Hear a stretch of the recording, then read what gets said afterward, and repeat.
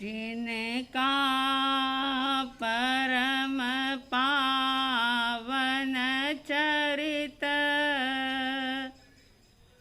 जल निधि समान अपार है। जिनके गुणों के कथन में गणधर न पावे पार है। बस वीतराग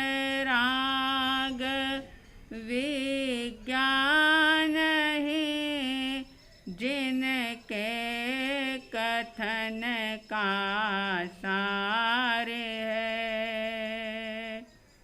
उन सर्वदर्शी सन्मति को वंदना शत बार है। उन सर्वदर्शी सन्मति को वंदना शत बार है।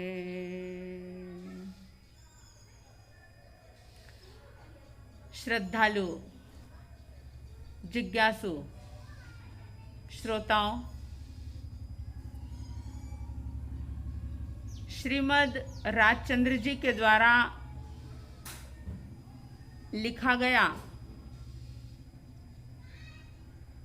आत्मसिद्धि शास्त्र का स्वाध्याय, आत्मसिद्धि शास्त्र की चर्चा पिछले कई दिनों से आप सुन रहे हैं। ये आत्मसिद्धि शास्त्र जो हरेक मुमुक्षु आत्माओं के लिए, हरेक आत्मार्थी जीव के लिए एक प्रकार से प्रकाश स्तंभ का काम कर रहा है। इस शास्त्र की स्वाध्याय के दौरान आपने सुना, जाना, समझा कि जब तक सम्यक दर्शन के षट स्थानकों को ना समझा जाए, जब तक उन पर आस्था और श्रद्धा ना की जाए, जब तक सम्यक दर्शन की प्राप्ति ना हो, तब तक सारी साधना आराधना या तो पुण्य के खाते में जाएगी, यानी या तो उससे शुभ का बंध होगा या उससे अशुभ का, पाप का बंध होगा। आज तक अज्ञान और मिथ्यात्व के कारण से ये जीव द्रव्य कर्म करता रहा, और जब द्रव्य कर्मों का परिणाम हुआ, यानी वे कर्म जब उदय में आए, तो नो कर्म के रूप में, बाहर के संयोगों के रूप में जो जो भी उपलब्ध हुआ, या यूं कह दूं कि कर्म के उदय का जो काल आया, उस कर्म के उदय की परिस्थिति में अज्ञान के कारण से, मिथ्यात्व के कारण से ये जीव उसमें एकाकार हो गया, और जब उसमें तादात्म्य भाव जोड़ लिया कि ये सुख भी मेरा है, ये दुख भी मेरा है, यानी जो क्षण क्षण बदलने वाली पर्याय है, उस पर्याय को ही स्वयं का अस्तित्व मान लिया, तो ऐसी उल्टी मान्यता से, अज्ञान दशा से अनेक जन्म मरण के चक्र बढ़ते ही चले गए और आज तक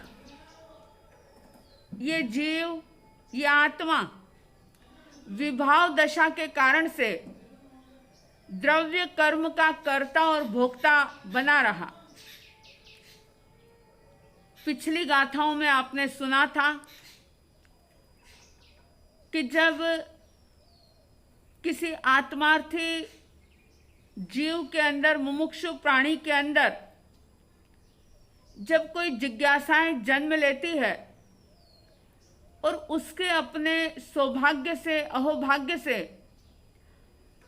अगर सतगुरु के रूप में कोई समाधान देने वाला ऐसा व्यक्ति मिल जाए कि जो पूरा समाधान वीतराग वाणी को ध्यान में रखते हुए करे, जिसका अपना स्वयं का अनुभव हो और उस अनुभव के साथ साथ वीतराग वाणी का भी संबल हो, जब सही समाधान मिल जाता है तो रोम रोम पुलकित हो जाता है। जैसा कि श्रीमद जी ने जिज्ञासा का समाधान देते हुए एक बात कह दी थी कि बीजू कहिए केटलू, कर विचार तो पाम। बहुत महत्वपूर्ण बात है ये। चाहे तीर्थंकर परमात्मा हो, अरिहंत परमात्मा हो, चाहे केवली भगवंत हो, चाहे सतगुरु देव हो, सबके कहने की एक लिमिट है, एक मर्यादा है, शब्दों की एक सीमा है। कितना कुछ बता पाएंगे। जो वास्तविक ज्ञान है वो तो स्वयं के विचार पूर्वक अनुभव करने से होगा। अगर सुनते रहे और स्वयं कोई विचार ना करे, कोई चिंतन ना करे, अपने आप को उस वाणी के साथ उन भगवंतों के प्रति अपने आप को कनेक्ट ना करे, तो कितना भी सुनता चला जाए व्यक्ति, लेकिन ना तो जिज्ञासाएं पैदा होगी और ना ही किसी जिज्ञासा का समाधान होगा। अगर प्राप्त करना है तो विचार करना होगा। धर्म का प्रारंभ विचार के साथ होता है, लेकिन मंजिल जब मिलती है तब व्यक्ति निर्विचार, बिल्कुल निर्विकल्प हो जाता है।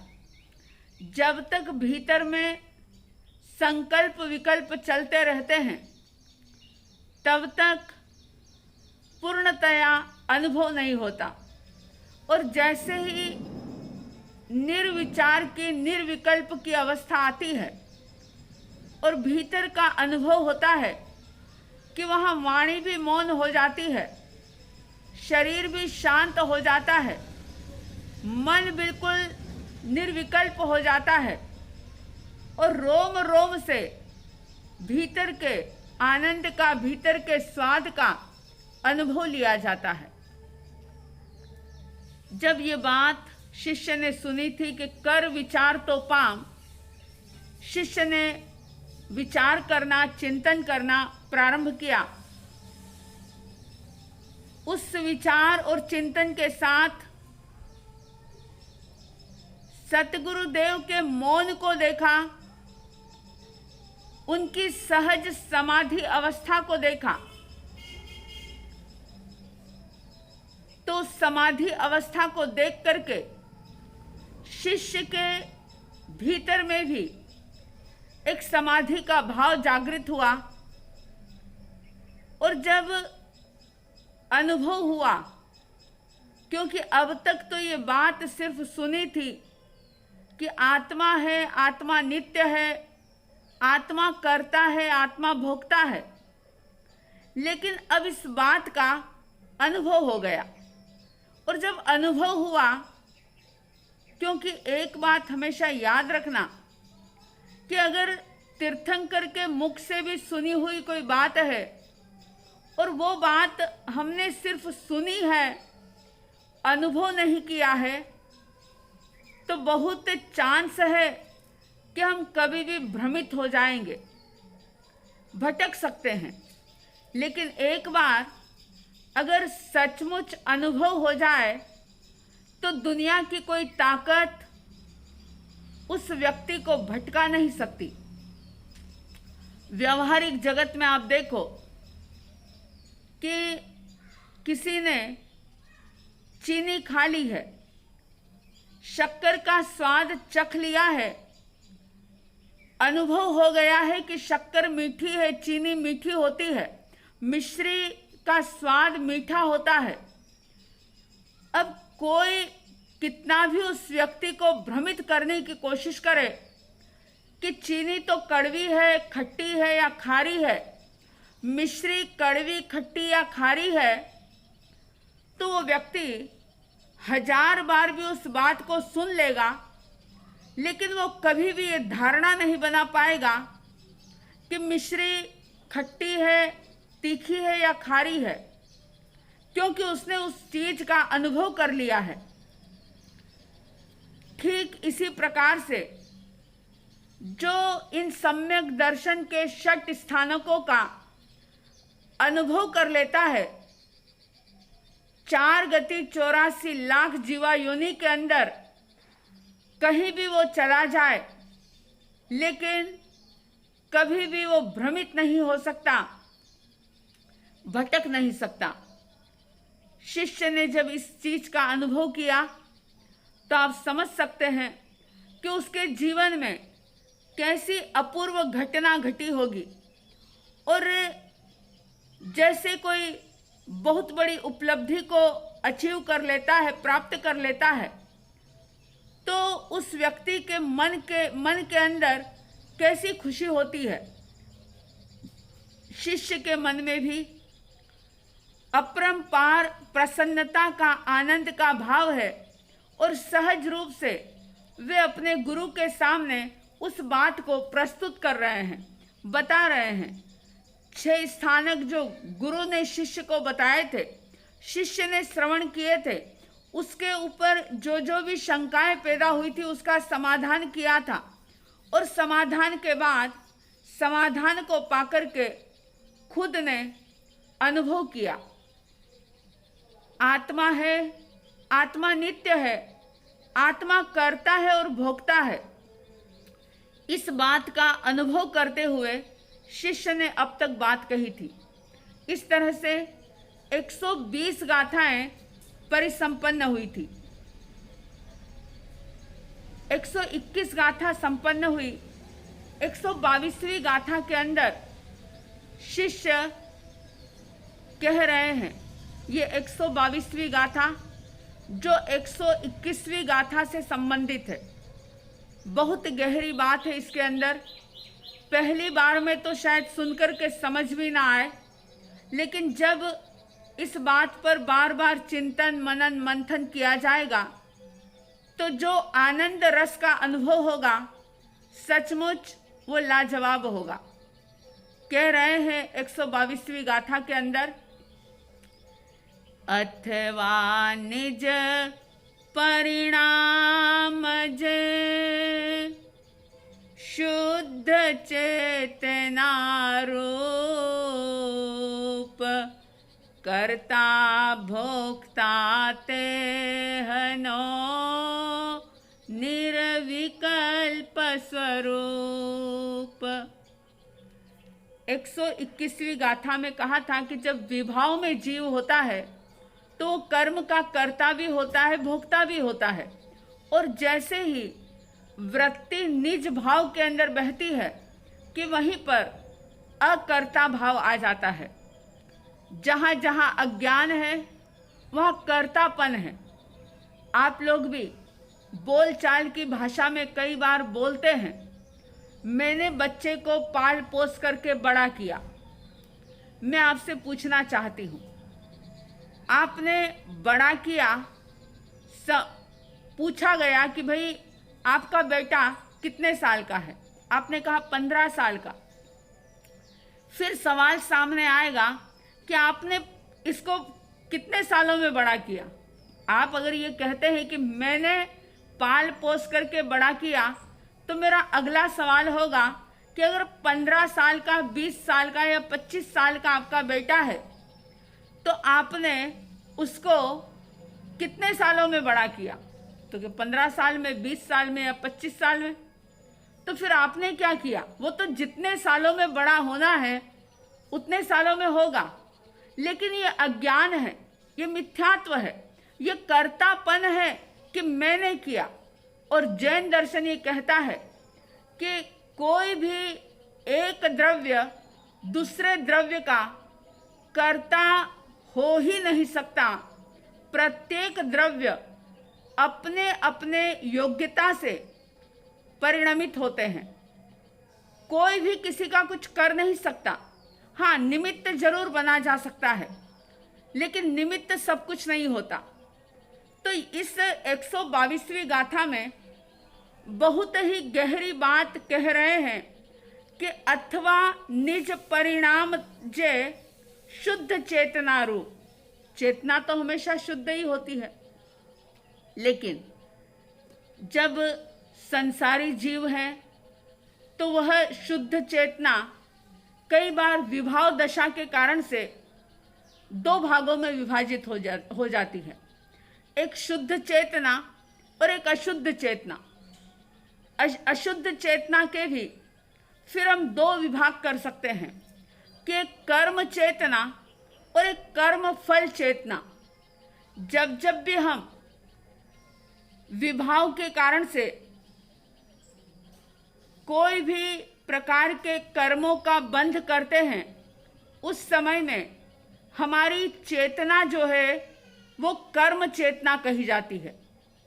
और अगर कर्म का उदय चल रहा है और उस उदय काल के अंदर, उस उदय काल की परिस्थिति के साथ अगर हमारा तादात्म्य है, एकाकारपना है, और अक्सर होता है, अक्सर ऐसा ही होता है कि उस उदय काल का जो समय है, जो परिस्थिति है, उसी को हम अपना स्वरूप मान लेते हैं। जैसे बहुत लाभ हो गया, बिजनेस में बहुत प्रॉफिट हो गया, तो व्यक्ति समझ लेता है कि मैंने बहुत पैसा कमाया। अगर लॉस हो गया तो सोचता है मेरा नुकसान हो गया। अगर कोई सुख का, दुख का जो भी समय आया, वो ये समझता है कि मुझे ये दुख हुआ, मुझे ये सुख हुआ। यानी जो नित्य ध्रुव तत्व है, कायम रहने वाला है, विभाव दशा के कारण से एक एक क्षण की जो पर्याय है, जो अवस्था है, उसी को वह अपना स्वरूप मान करके कर्म चेतना के साथ, कर्म फल चेतना के साथ, यानी अज्ञान चेतना जो कि निश्चित रूप से परिभ्रमण का कारण बनती है, उसी के अंदर उलझा रहता है। लेकिन अनुभव होने के बाद ये बात कही जाती है कि जो निज का परिणाम, कैसा परिणाम, जो बिल्कुल शुद्ध चेतना रूप है। और ये शुद्ध चेतना प्रत्येक जीव मात्र के अंदर है। निगोद के जीव में भी वैसे देखा जाए तो शुद्ध चेतना है।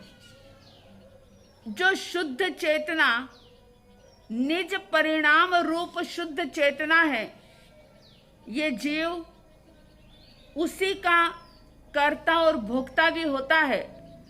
और उसका स्वरूप जो बिल्कुल निर्विकल्प रूप में होता है, जहाँ किसी भी प्रकार का कोई विचार नहीं होता, कोई विकल्प नहीं होता, कोई संकल्प नहीं होता।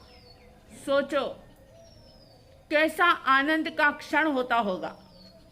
और इसीलिए तो स्वयं को संबोधित करते हुए ये बात जरूर कहनी है कि है आत्मन, है जीव, जिया कब तक उलझेगा संकल्प विकल्पों में, जिया कब तक उलझेगा संकल्प विकल्पों में। कितने भव बीत गए झूठे संकल्पों में, जिया कब तक उलझेगा संकल्प विकल्पों में। सवाल करें अपने आप से कि है आत्मन, है जीव, क्यों इन झूठे संकल्प विकल्पों के अंदर उलझता है। अपनी शुद्ध चेतना का अनुभव कर और निर्विकल्प दशा के अनुभव की तरफ आगे बढ़, वैसा पुरुषार्थ कर तो निश्चित रूप से एक अद्भुत आनंद का अनुभव होगा, एक अद्भुत आनंद महसूस होगा। आप सबके भीतर उस अद्भुत आनंद को महसूस करने का भाव जागे, पुरुषार्थ जागे। ऐसी साध्वी द्वय की तरफ से हार्दिक हार्दिक शुभ मंगल भावनाओं के साथ जय प्रभु महावीर, जय गुरु आनंद।